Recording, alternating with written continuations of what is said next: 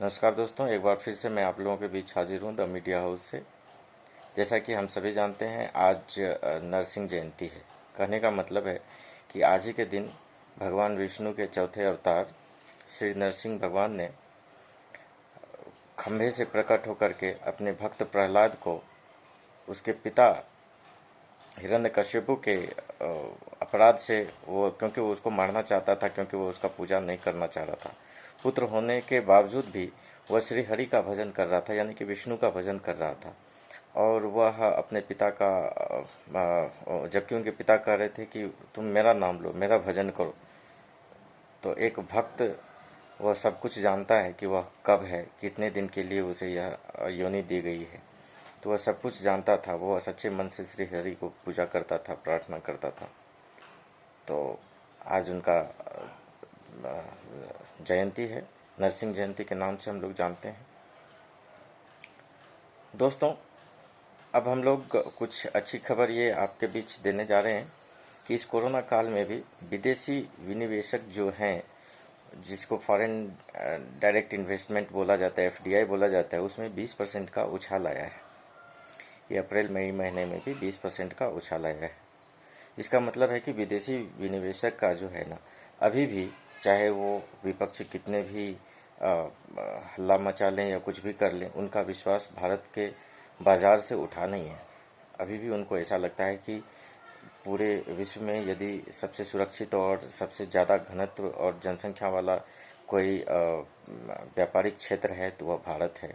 इसीलिए यहाँ की सामरिक स्थिति को देखते हुए, यहाँ के वर्तमान लीडरशिप एक्टिविटी को देखते हुए, यहाँ की वर्तमान भौगोलिक दशा एवं यहाँ के संकल्पित सरकार को देखते हुए वो लोग लगातार फॉरेन डेवलपमेंट इन्वेस्टमेंट को बढ़ावा दे रहे हैं। अब दोस्तों, जैसा कि हम लोग जानते हैं, अभी हाल ही में, यानी कि दिनांक 24 मई यानी कि कल, स्वामी रामदेव ने 25 तीखे सवाल फार्मा कंपनियों एवं आईएमए के, यानी कि मतलब इंडियन मेडिकल ऑफ एसोसिएशन के चीफ से एवं उनके सभी डॉक्टर्स एसोसिएशन से ये 25 सवाल पूछ लिए, जो काफ़ी तीखे थे। सवाल काफ़ी सरल है और यह जानना हम सभी का हक है। मैं 25 सवालों का आपको आइडिया दे सकता हूँ, मगर बहुत समय लगेगा, इसीलिए संक्षेप में आपको कुछ चीज़ें बताता हूँ। जैसे उनका कहना था, हेपेटाइटिस हो या चेचक हो या लीवर सिरोसिस हो या कैंसर हो या विभिन्न तरह के और भी आर्थराइटिस है, शुगर पेशेंट्स हैं, ऐसे हार्ट के पेशेंट हैं, ऐसे लोगों के लिए क्या आपके पास परमानेंट एवं पक्का इलाज है, और है तो क्या है। जैसा कि हम सभी जानते हैं कि दुनिया में एलोपैथी के द्वारा रोग का इलाज नहीं होता है, रोगी का इलाज होता है। उसे उस रोग को थोड़े समय के लिए दबा दिया जाता है और कंट्रोल करने का प्रयास किया जाता है। शरीर में इम्यूनिटी लेवल को बढ़ाया जाता है और ऐसा माना जाता है कि अब ये रोग इससे नहीं होगा, अब ये ठीक हो जाएगा, अब ये इम्यूनिटी लेवल इसका बढ़ जाएगा, इसीलिए अब ऐसा नहीं होगा, एंटीबायोटिक वगैरह खिलाया जाता है। तो स्वामी रामदेव का ऐसा कहना था कि जो 100 से अधिक डॉक्टर मर गए, आप लोग मेडिकल मेडिकल और मेडिकल करते हो, डॉक्टर डॉक्टर टर टर टर करते हो। इस तरह का आपने देखा होगा टीवी चैनलों पे आपस में। आईएमए के एसोसिएशन से भी, के जो प्रेसिडेंट हैं अभी, उनसे भी बात हुई थी, जे जयलाल से, मीन्स जॉन रोज ऑस्टिन जयलाल जी से भी बात हुई थी उनको। वो पेशे से तो डॉक्टर हैं, मगर अभी उनका एक स्टेटमेंट आया है कि जो भारत में है वो जीसस के कारण ही कोरोना कंट्रोल में हो रहा है। कहने का मतलब वो अपने आप को कट्टर ईसाईकरण के रूप में प्रस्तुत कर रहे हैं।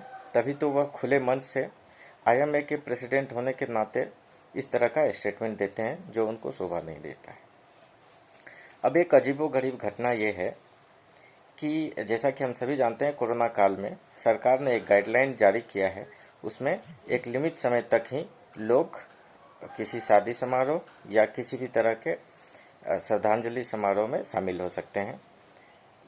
फिर क्या था, मदुरई के एक कपल ने आपस में निर्णय किया और अपने 120 लोगों के साथ, अपने परिजन पुरजनों, गेस्ट्स, फ्रेंड्स के साथ फ्लाइट में हो लिए, क्योंकि फ़्लाइट में तो 120 लोग की जाने की कैपेसिटी होती है। और वहाँ पर उन्होंने फ़्लाइट के अंदर ही शादी रचाई। ये अपने आप में एक अनोखा और बहुत ही अलग तरीके का न्यूज़ है, मगर ये काफ़ी जुगाड़ टेक्नोलॉजी के द्वारा न्यूज़ और गवर्नमेंट के ऊपर, ताकि किसी तरह का उन पर कोई कानून या आईपीसी की धारा भी ना लगे, और ऐसा हो भी नहीं सकता, और शादी भी हो गई और 120 लोग भी उपस्थित हो गए। ये अपने आप में एक मिसाल है। दोस्तों, अभी हम लोग जैसा कि जानते हैं कि बंगाल का चुनाव अभी ख़त्म ही हुआ, मगर चुनाव के उपरांत बहुत भयंकर हिंसा हुई, जिस हिंसा में अभी तक जो पीड़ित परिवार हैं उनकी स्थिति क्या है, मैं आपको एक आंकड़े से समझाता हूँ।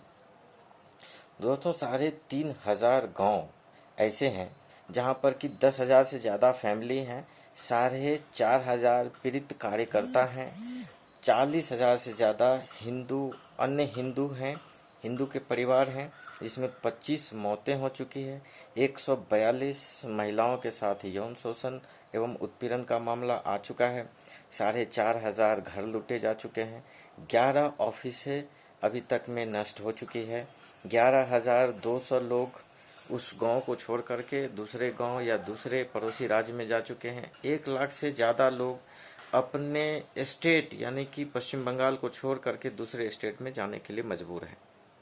यही नहीं, नंदीग्राम में लगभग 42 मकान को सरकारी बुलडोजर के द्वारा चला करके, गिरा करके ध्वस्त कर दिया गया है। इसके ऊपर अभी कोई एफआईआर दर्ज नहीं हुआ है। और तो और आपको जान के हैरानी होगी कि टीएमसी ने इस बार बहुत सारे ऐसे लोगों को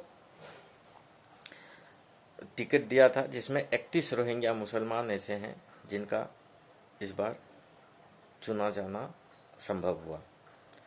धन्य है, आप कह सकते हैं कि हमारे इंडियन कॉन्स्टिट्यूशंस की व्यवस्था धन्य है, भारतीय संविधान की व्यवस्था, ऐसी व्यवस्था जिसमें कोई रोहिंग्या मुसलमान आकर के भारतीय संविधान में पहले तो अपना आधार कार्ड, पासपोर्ट, पैन कार्ड बनवाता है, राशन लेता है, फ्री में रहता है, देश के विरोध नारा लगाता है। उसमें से जीते हुए जो 31 विधायक हैं, उसमें से कुछ विधायकों के जब जुलूस निकला उसमें पाकिस्तान जिंदाबाद के नारे भी लगे। आप लोगों को भी यह वीडियो वायरल हुआ होगा, मिला होगा। आपने हाल ही में देखा होगा कि पश्चिम बंगाल में कुछ विधायक जब अपने घर पे लौटे तो उसका स्वागत टीएमसी के कार्यकर्ताओं ने कैसे किया। जैसे तैसे सुरक्षाकर्मी उनको बचा करके निकले, मगर उनकी कार को नहीं बचा सके। ये स्थिति है हमारे देश की। हम लोग कहने के लिए सेक्युलर वर्ड यूज़ करते हैं, मगर भूल जाते हैं कि है क्या और क्या नहीं, करना क्या चाहिए और क्या नहीं। दोस्तों, हम सभी जानते हैं कि वर्तमान स्थिति में देश में बहुत ही एक व्यापक स्तर पे सरकार इसके खिलाफ, जो पेंडेमिक है उसके खिलाफ काम कर रही है, और लगभग सभी राष्ट्रों में व्यापक स्तर से लॉकडाउन भी लागू किया गया है, जिसकी वजह से अभी कोरोना का स्तर कम हुआ है, मगर जो मोर्टेलिटी रेट है वो थोड़ा बढ़ा हुआ दिख रहा है। अमूमन लगभग 1.5 गुना सभी राज्यों में बढ़ा हुआ दिख रहा है। कहने का मतलब, जहाँ रेट लगभग 400 था मरने का, तो वो अब लगभग टीवी में आंकड़े 600, 550, 650 इस तरह के, यानी कि एवरेज लगभग 600 दिखाया जा रहा है। दोस्तों, ये आंकड़े तो बस हमारे कानून के हिसाब से कहें या फिर संविधान के हिसाब से कहें तो ये बस आंकड़े हैं, ये मेडिकल के हिसाब से कहें तो बस आंकड़े हैं।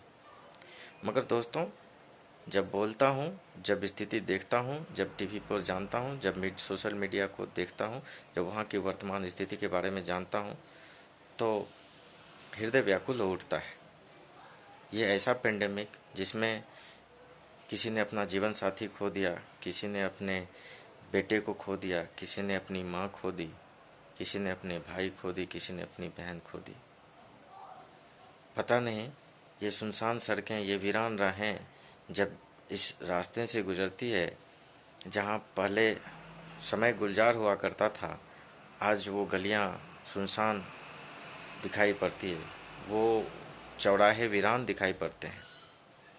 और हो भी क्यों ना, हम सभी वर्तमान स्थिति में यह सब जानते हुए भी कि जो विज्ञान के साथ छेड़छाड़ नहीं करना चाहिए, पौधारोपण वृक्षारोपण होना, ऑक्सीजन की कमी थी इसीलिए वृक्षारोपण से करके ऑक्सीजन को पूरा करना है, घर में रहना है, सोशल डिस्टेंसिंग का पालन करना है, बहुत ही ज़रूरत हो तो ही घर से निकलें, अन्यथा घर से ना निकलें। और जो बाहर से सामान लाएं उसको अच्छे से कायदे से फिटकरी पानी से या डेटॉल वाला पानी से उसको पहले धोएं, फिर उसको अपने सूखने के बाद दैनिक कर्म में यूज़ करें। दोस्तों, इस बीमारी का फ़िलहाल दिखने में तो यह वायरस बहुत ही छोटा महसूस प्रेरित होता होगा, महसूस होता होगा साइंटिस्टों को, मगर यह तहलका मचा के रख दिया है। दोस्तों, हम सभी से, आप लोगों से विनम्र निवेदन है कि अपने घर में रहें, सुरक्षित रहें, अच्छे से रहें, और हम फिर मिलेंगे और फिर तब तक के जो स्पेशल न्यूज़ है उसके साथ आप लोगों के समक्ष एक बार फिर से उपस्थित होऊंगा। तब तक के लिए धन्यवाद। जय हिंद, जय भारत।